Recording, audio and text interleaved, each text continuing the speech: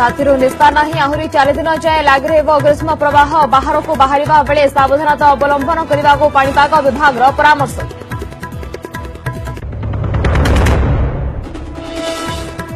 आयुष्मान भारत को नहीं आभिमुख्य स्पष्ट कले मुख्यमंत्री प्रधानमंत्री को चिठी लिखि कहले एससीसीसी तथ्य उपरे आधारित होइथिबारो मिलिबनी सुफल। स्वास्थ्य सेवा को सार्वजनीन करबा पई राज्य सरकार करिसेंति नुआ योजना।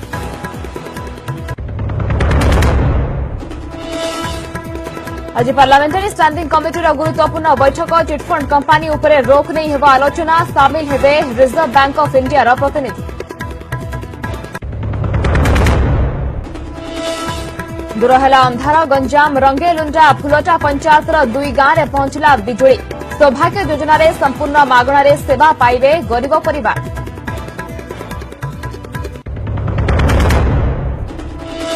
प्रसिद्ध शीतलषष्ठी यात्रा दुलुकुछि संबलपुर चली जुगल दर्शन शोभायात्रा। नगर परिक्रमा पर आज मंदिर प्रवेश करेंगे देव दंपति।